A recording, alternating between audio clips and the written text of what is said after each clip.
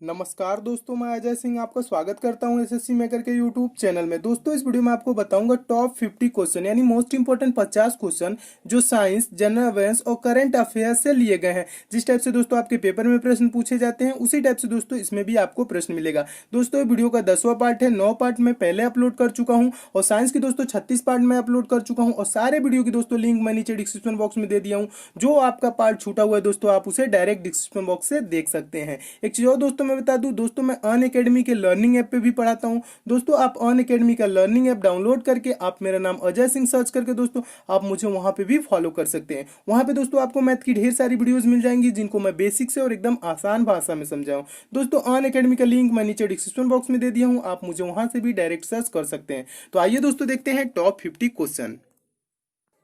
दोस्तों, सारे question most important है, पेपर में बार बार पूछे जाने वाले हैं, इसलिए सारे क्वेश्चन को आप ध्यान से देखेंगे ताकि याद करते हुए चलेंगे, ताकि फिर से आपको याद करने की जरूरत ना पड़े। एक बार देख ले ताकि याद हो जाए। तो दोस्तों, और आप कमेंट करके भी बताएंगे कि आपके इन 50 प्रश्नों में से कितने प्रश्न सही हुए, तो कमेंट आप दोस्तों जरूर करिएगा। देखिए दोस्तों, पहला मोस्ट इंपॉर्टेंट क्वेश्चन है, प्रश्न है क्लोरोफार्म का प्रयोग किस रूप में किया जा सकता है। तो आंसर हो जाएगा क्लोरोफार्म का प्रयोग निश्चेतक के रूप में किया जा सकता है। ठीक है, तो क्या होती है सांस के साथ अगर जो क्लोरोफॉर्म लिया जाए तो क्या होती है, बेहोशी की हालत में ला देती है आदमी को। तो क्या हो जाएगा, निश्चेतक। ऑप्शन नंबर बी सही हो जाएगा।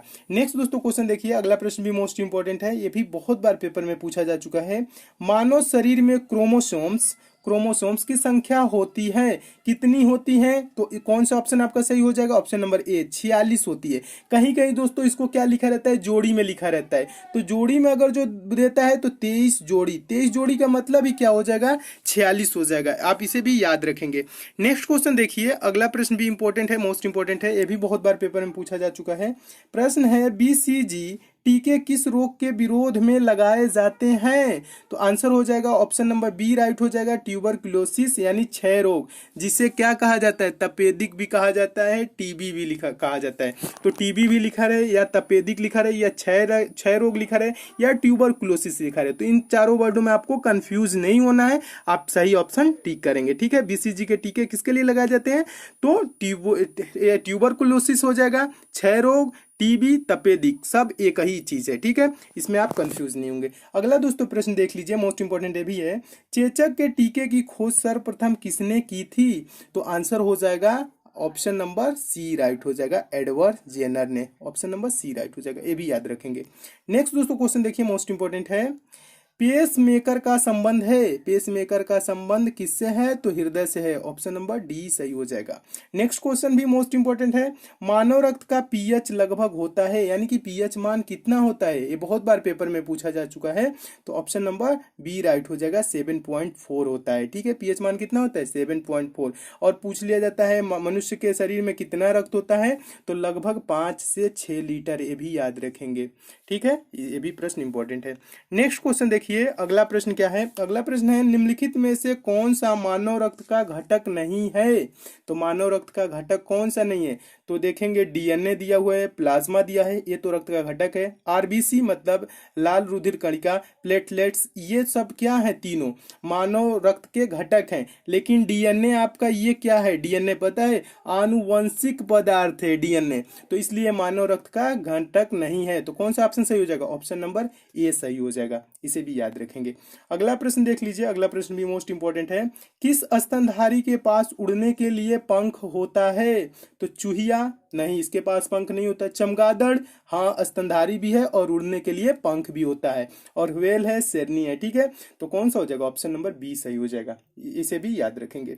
अगला प्रश्न देख लीजिए, दूध से दही में स्कंदित करने वाला एंजाइम है, मोस्ट इंपॉर्टेंट है, बहुत बार पेपर में पूछा जा चुका है। तो ऑप्शन नंबर ए राइट हो जाएगा, रेनिन। दूध से दही में स्कंदित करने वाला एंजाइम रेनिन है, इसे भी याद रखेंगे।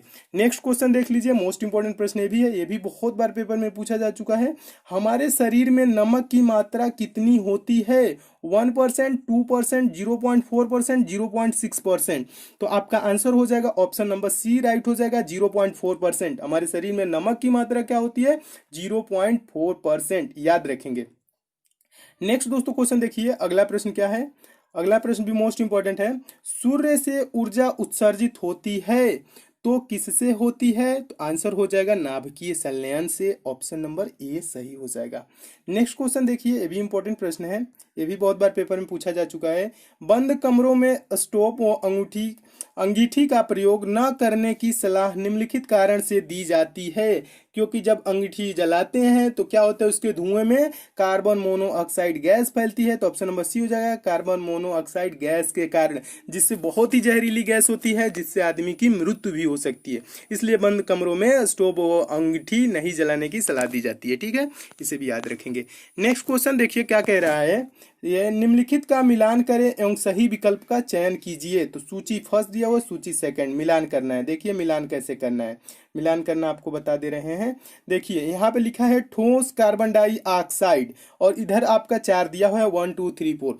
तो ठोस कार्बन डाइऑक्साइड किसे कहा जाता है? तो शुष्क बर्फ, ठोस कार्बन डाइऑक्साइड शुष्क बर्फ को आ जाता है। और कैल्शियम कार्बोनेट दूसरा है, तो ये किसे कहा जाता है? कैल्शियम कार्बोनेट, तो संगमरमर। ऑप्शन नंबर ये क्या हो जाएगा, इधर सूची सेकंड में तीसरा हो जाएगा, यानी कि इसका ए का दूसरा, बी का तीसरा। और ये है कार्बोनिक एसिड, कार्बोनिक एसिड किसे कहा जाता है? तो क्या हो जाएगा, सोडा वाटर को कार्बोनिक एसिड कहा जाता है। ये चौथा हो जाएगा। अब बचा लास्ट वाला, अगर जो आपको याद भी नहीं है तो जो बच जाता है उसे आप टिक कर देते हैं। ठीक है, तो देखिए सोडियम बाइकार्बोनेट है, तो सोडियम बाइकार्बोनेट को क्या हो जाएगा, बेकिंग सोडा, यानी कि पहला। तो दोस्तों इस टाइप के प्रश्न को क्या करेंगे, अगर जो इसमें से आपको 2 याद है, 3 याद है, तो आप आसानी से सॉल्व कर लेंगे। एक भी याद है तो ज्यादातर चांसेस बनता है कि आप सही कर लें। तो इसको कैसे मिलाएंगे, ए का दूसरा था, बी का तीसरा था, तो ऑप्शन में देखेंगे ए का दूसरा, बी का तीसरा कौन है, और ये इसे देखेंगे तो कौन सा ऑप्शन नंबर ए मिल रहा था। ए का दूसरा दिया है, बी का तीसरा दिया हुआ है। 2 आपको याद है तो देखेंगे ए का दूसरा, बी का तीसरा, ए और बी यही मिल रहा है पहले ऑप्शन में, और पहला ही ऑप्शन आपका सही हो जाएगा। और 2 याद नहीं है तभी आप इसको कर सकते हैं। या सी डी याद रहता तो आपको याद रहता सी का चौथा और डी का पहला, तो आप ऐसे भी चौथा पहला देखते तो कि एक ही ऑप्शन में है, वो कि ऑप्शन नंबर ए में है, तो ऑप्शन नंबर ए सही हो जाता है। इसमें आपको अगर जो 2 याद है तो आप 100% इसको सही करने के चांस में रहते हैं। ठीक है, नेक्स्ट दोस्तों क्वेश्चन देखिए, अगला प्रश्न क्या है। अगला प्रश्न है, स्टील के संरक्षण प्रतिरोध में वृद्धि करने के लिए इसमें मिलाया जाता है। तो क्या मिलाया जाता है, तो क्रोमियम। ऑप्शन नंबर सी सही हो जाएगा, क्रोमियम मिलाया जाता है। नेक्स्ट क्वेश्चन देखिए, अगला प्रश्न है, अगला प्रश्न भी मोस्ट इंपोर्टेंट, ये भी बहुत बार पेपर में पूछा जा चुका है। किस अम्ल का उपयोग सीसा संचायक बैटरी में किया जाता है? सीसा संचायक बैटरी में किया जाता है, तो आंसर हो जाएगा सल्फ्यूरिक अम्ल। ये बहुत बार पेपर में प्रश्न पूछा जा चुका है, और मैं भी इसको 2-3 बार दोस्तों रिपीट करा चुका हूँ। और सल्फ्यूरिक अम्ल की जगह कहीं के उसका फॉर्मूला लिखा रहता है, क्या लिखा रहता है, H2SO4, ये भी लिखा रहता है। ठीक है, तो कंफ्यूज नहीं होंगे, H2SO4 भी लिखा रहे तो आप उसे टिक कर देंगे। ठीक है, नेक्स्ट क्वेश्चन देखिए, अगला प्रश्न क्या है। अगला प्रश्न भी इंपॉर्टेंट है। किसी तत्व के तुल्यांकी भार तथा संयोजकता का गुणनफल किसके बराबर होता है? तो आंसर हो जाएगा परमाणु भार के बराबर। ऑप्शन नंबर सी सही हो जाएगा। अगला प्रश्न देखिए, अगला प्रश्न क्या है। अगला प्रश्न भी इंपॉर्टेंट है। दृष्टि का हाइपरमेट्रोपिया, यानी दृष्टि का हाइपरमेट्रोपिया यानी दूरदृष्टि दोष, हाइपरमेट्रोपिया को क्या कहा जाता है, हाइपरमेट्रोपिया को क्या कहा जाता है, दूरदृष्टि दोष किसके कारण यानी किसके प्रयोग से ठीक किया जा सकता है? यानी कि दूरदृष्टि दोष किसके प्रयोग से, तो ये आपको मैं पहले ही वीडियो में बता चुका हूं, याद भी करने का तरीका बता चुका हूं, कैसे इसे आप याद रखेंगे। तो दूरदृष्टि दोष को उत्तल लेंस के द्वारा ठीक किया जा सकता है। ठीक है, उत्तल लेंस किस ऑप्शन में है, तो उत्तल लेंस आपका ऑप्शन नंबर डी है। ठीक है, तो उत्तल लेंस, और पूछ ले निकट दृष्टि दोष, तो निकट अवतल लेंस के द्वारा, दोनों याद रखेंगे, उत्तल से दूर और निकट के लिए क्या हो जाएगा, अवतल, दोनों याद रखेंगे, दोनों पूछा जाता है। नेक्स्ट देख लीजिए, अगला प्रश्न क्या है। डायोड वह प्रयुक्ति है जो धारा को एक दिशा में प्रवाहित होने देती है। ऑप्शन नंबर ए सही हो जाएगा, जो धारा को एक दिशा में प्रवाहित होने देती है, इसे भी याद रखेंगे। अगला प्रश्न देखिए, अगला प्रश्न भी मोस्ट इंपॉर्टेंट है, ये भी बहुत बार पेपर में पूछा जा चुका है। बाइट कंप्यूटर की भंडारण क्षमता दर्शाने का कार्य करता है। एक बाइट में डॉट बिट्स होते हैं। एक बाइट में कितने बिट्स होते हैं, 8 बिट्स होते हैं। अब प्रश्न पूछा जाता है एक निबल में कितने बीट होता है, तो एक निबल में 4 बीट होता है। ठीक है, और एक बाइट में 8 बिट्स होते हैं, ये दोनों याद रखेंगे। ठीक है, अगला प्रश्न देखिए, अगला प्रश्न भी आपका मिलान से संबंधित है। क्या है प्रश्न, का नाम उनके आविष्कारों से मिलान कीजिए। वैज्ञानिक हैं जी मार्कोनी। तो जी मार्कोनी का ने आविष्कार किसका किया था? तो ऑप्शन में क्या दिया है? ग्रामोफोन, रेडियो, टेलीविजन और टेलीफोन। तो जी मार्कोनी क्या? तो जी मार्कोनी हो जाएगा रेडियो, ये आपका दूसरा हो जाएगा जी मार्कोनी रेडियो। और J L Baird most important है, जे एल बेयर्ड बहुत बार पूछा जा चुका है, तो इनका हो जाएगा जे एल बेयर्ड किसके आविष्कारक है? टेलीविजन, टीवी के, तो ये तीसरा हो जाएगा। और अलेक्जेंडर ग्राहम बेल किसके आविष्कारक हैं? तो आप ऑप्शन पढ़ेंगे तो ऑप्शन नंबर डी आपका ये वाला चौथा सही हो जाएगा, टेलीफोन के, यानी कि चौथा हो जाएगा इनका, ठीक है। और थॉमस अल्वा एडिसन, तो थॉमस अल्वा एडिसन बच गया, ये कौन? ग्रामोफोन, तो ग्रामोफोन के थॉमस अल्वा एडिसन, ये हो जाएगा। तो यानी कि ए का दूसरा, बी का तीसरा और सी का चौथा और थॉमस अल्वा एडिसन चौथे का पहला। ऐसे आप क्या करेंगे, इसमें अगर जो आपको दो ही याद रहे तो आप ऑप्शन में ढूंढ के मार सकते हैं सही आंसर, ठीक है दोस्तों। मैं उम्मीद करता हूं दोस्तों आप इस टाइप के प्रश्नों को अच्छे से सॉल्व कर लेंगे और इसमें आप देख के आसानी से सॉल्व भी कर लेंगे कौन सा ऑप्शन सही होगा। नेक्स्ट दोस्तों क्वेश्चन देखिए, अगला प्रश्न क्या है? वह कौन सा बल है जिसके कारण पिंड धरती से केंद्र की ओर खींचा चला आता है? तो कौन सा बल है? गुरुत्वाकर्षण बल, ऑप्शन नंबर ए सही हो जाएगा, ये तो आपको पता होगा।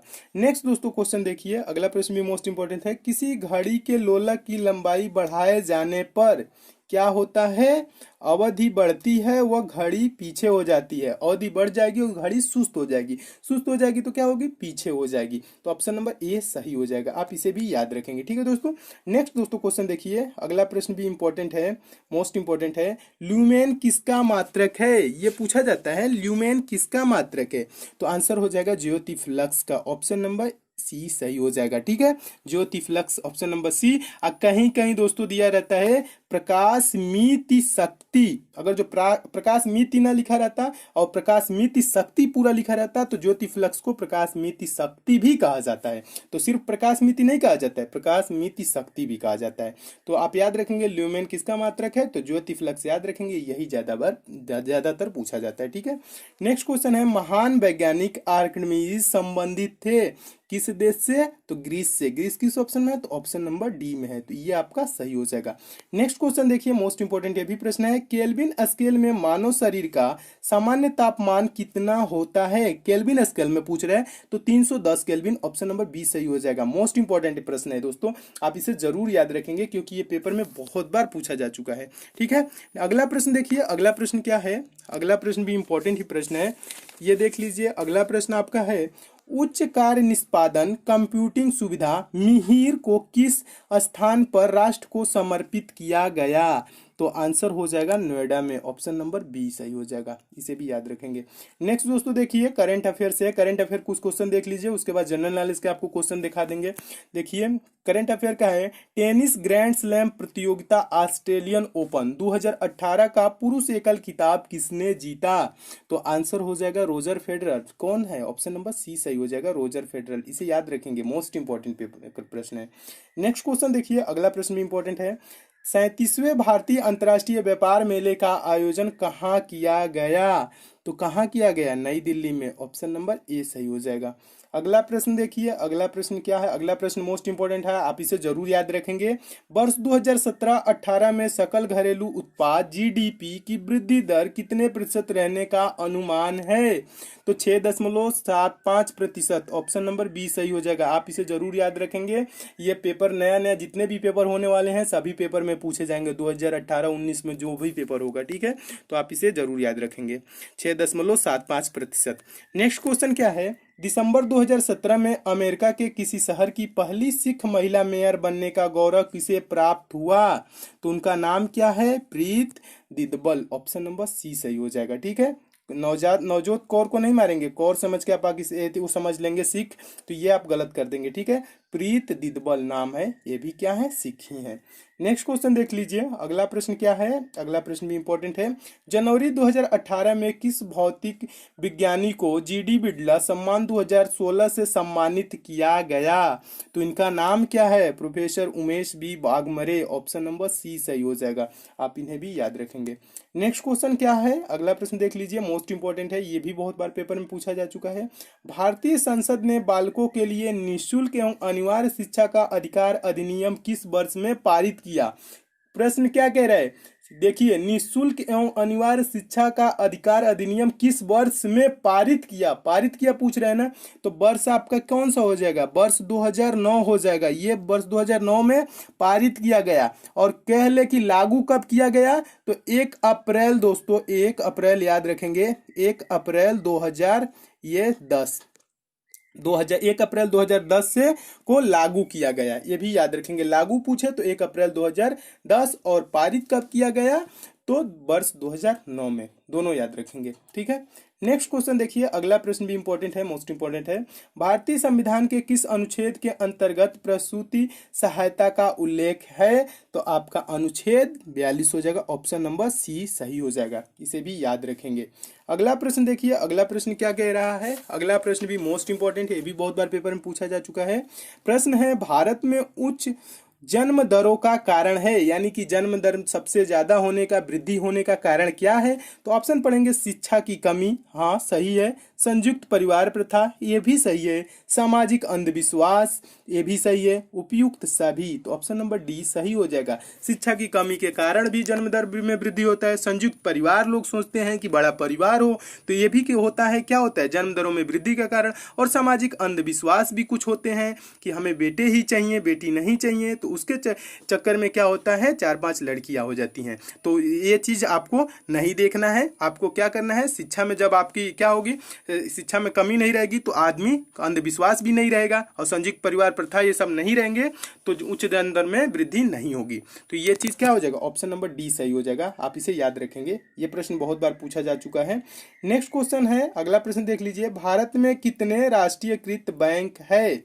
भारत में कितने राष्ट्रीयकृत बैंक है? मोस्ट इंपॉर्टेंट दोस्तों ये प्रश्न है, ये बहुत बार पेपर में पूछा जा चुका है। आप इसका आंसर जरूर याद रखेंगे, 19। भारत में राष्ट्रीयकृत 19 बैंक है, आप जरूर याद रखेंगे, ये बहुत बार पेपर में पूछा जा चुका है। नेक्स्ट क्वेश्चन देखिए, अगला प्रश्न क्या है। वर्ष 2011 की जनगणना के अनुसार भारत में महिला साक्षरता कितनी है? भारत में महिला साक्षरता कितनी है, ये पूछ रहा है। तो 64.6%, ऑप्शन नंबर सी सही हो जाएगा। अब पूछ ले कुल साक्षरता कितनी है, तो ये भी याद रखेंगे, 73%। 73% कुल साक्षरता है भारत में। अब पूछ ले सिर्फ पुरुष की, यानी कि मेल की कितनी है, तो आप इसे भी याद रखेंगे, मेल की साक्षरता यानी कि पुरुष की साक्षरता कितनी है, 80.9%। 80.9%, ये भी याद रखेंगे। पुरुष की अगर जो पूछता तो 80.9, ये वाला आपका ऑप्शन नंबर ए हो जाता। और कुल पूछता तो ये आपका हो जाता, महिला का पूछा है 64.6%। आप सब याद रखेंगे, ये सब आंकड़े पूछे जाते हैं पेपर में। नेक्स्ट देख लीजिए क्या है, अगला प्रश्न क्या है। चिल्का झील किस राज्य में स्थित है? तो चिल्का झील उड़ीसा में है। और ये उड़ीसा चिल्का झील किसके लिए प्रसिद्ध है? झींगा मछली के लिए ज्यादा प्रसिद्ध है, ये भी पूछा जाता है, ये भी याद रखेंगे। अगला प्रश्न भी मोस्ट इंपॉर्टेंट है। भारत का सर्वोच्च पर्वत शिखर है, भारत का पूछ रहे हैं, तो भारत का सर्वोच्च पर्वत शिखर कौन सा है? K2 है, ऑप्शन नंबर 20 सही हो जाएगा। नेक्स्ट दोस्तों क्वेश्चन देखिए, अगला प्रश्न क्या है। अगला प्रश्न भी मोस्ट इंपॉर्टेंट है। किस देश को उगते हुए सूर्य का देश कहा जाता है? तो उगते हुए सूर्य का देश जापान को कहा जाता है, ऑप्शन नंबर ए सही हो जाएगा। ये भी बहुत बार पेपर में पूछा जा चुका है। नेक्स्ट क्वेश्चन देखिए, अभी मोस्ट इंपॉर्टेंट है। उत्तरी ध्रुव पर पहुंचने वाला प्रथम व्यक्ति थे। उत्तरी ध्रुव पर पहुंचने वाले प्रथम व्यक्ति कौन है? तो Robert Pierre, option number C सही हो जाएगा। इसीलिए दोस्तों कहते हैं खूब ज्यादा पढ़िए, जितना ज्यादा आप पढ़ेंगे क्वेश्चन आपको रिपीट होते हुए मिलेंगे, और जितने ज्यादा आपके पास सामने क्वेश्चन रिपीट होंगे, बार बार आएंगे, तो आपका उसका आंसर रट जाएगा। और पेपर में वो सब क्वेश्चन देखेंगे तो आपको सोचना भी नहीं करेगा कि कौन सा ऑप्शन होगा, तुरंत सही करेंगे और आपका नंबर ज्यादा होने लगेगा। इसीलिए दोस्तों क्वेश्चन को रिपीट होने दीजिए और आप खूब ज्यादा पढ़ते रहिए, ताकि इस क्वेश्चन आपके नजरों के सामने से कितने बार चला जाए, 100 बार, 50 बार, 100 बार, 200 बार, चल जाने दीजिए जितने बार जा रहा है। और क्वेश्चन आप नया भी पढ़ते रहिए और पुराने भी क्वेश्चन को देखते रहिए। जो पुराने वीडियो हैं वो भी आप जरूर देखिएगा, क्योंकि कुछ भूलिएगा नहीं, क्योंकि एग्जाम टाइम में क्या होता है, कंफ्यूजन ज्यादा हो जाती है और भूलने लगते हैं। तो आप पुराना भी रिवाइज करते रहेंगे, तो इससे क्या होगा, आप भूलेंगे नहीं, ठीक है। तो पुराने क्वेश्चन को भी आप अच्छे से याद कर लीजिएगा। अगर जो नोट्स बनाए होंगे होंगे तो नोट्स को आप पढ़ते रहिएगा। और नोट्स को आपको कैसे पढ़ना है ये भी मैं आपको बता देता हूँ। आपको ये नहीं रटना नहीं है कि आपका पहला प्रश्न है उसको और जब तक रटेंगे याद नहीं हो जाए तब तक रटेंगे, नहीं। क्या करना है, अगर जो 1 से 100 तक क्वेश्चन है तो आपको क्या करना है, 1 से 100 तक क्वेश्चन को एक बार माइंड को शांत करके अच्छे दिमाग से क्या करेंगे, स्लो स्लो धीरे धीरे पढ़ लेंगे, यानी कि ध्यान से पढ़ लेंगे 100 क्वेश्चन। फिर उसके बाद से अगला क्वेश्चन आप पढ़ेंगे, फिर 100 क्वेश्चन क्या करेंगे, 100 क्वेश्चन 2-3 बार अगर जो पढ़ लेंगे तो आपको ऐसे याद हो जाएगा। एक एक प्रश्न याद करेंगे तो ऐसे याद भी नहीं होता है और भूलने का ज्यादा चांस रहता है। तो आपको धीरे धीरे क्या करना है, पढ़ना है, यानी कि धीरे धीरे एकदम ऐसे मिला मिला के नहीं, धीरे धीरे पढ़ने का मतलब है ध्यान से पढ़ेंगे, ध्यान से पढ़ेंगे। 100 क्वेश्चन जब पढ़ लेंगे फिर अगला क्वेश्चन पढ़ेंगे, ऐसे पिछले वाला भी आप रिवाइज करते जाएंगे। तो इससे क्या होगा, आप कभी भूलेंगे नहीं। क्वेश्चन आपके नजरों के सामने से 4-5 बार भी गुजर जाएगी तो इससे क्या होगा, आपको याद रहेगा और पेपर में आप भूलेंगे नहीं, अच्छा स्कोर करेंगे। याद करने का यही तरीका है, ठीक है। नेक्स्ट देखिए क्वेश्चन क्या है, मोस्ट इंपॉर्टेंट है। चर्चित पुस्तक a brief history of time के लेखक कौन है? कौन सी पुस्तक, a brief history of time के लेखक कौन है? तो आंसर क्या हो जाएगा बताइए। ये बहुत बार पेपर में पूछा जा चुका है, तो Stephen Hawking, option number B सही हो जाएगा। इसे ये भी याद रखेंगे। नेक्स्ट देख लीजिए, मिलान करने वाला है। क्या मिलान आपको करना है, निम्नलिखित का मिलान करें। सूची फर्स्ट दिया है, सूची सेकंड, प्रांत दिया है और भाषा दिया है। तो बताइए केरल की भाषा कौन सी है, केरल में कौन सी भाषा बोली जाती है? चारों ऑप्शन आपको दिखा दे रहे हैं। तो केरल में मलयालम बोली जाती है, ये दूसरा सही हो जाएगा।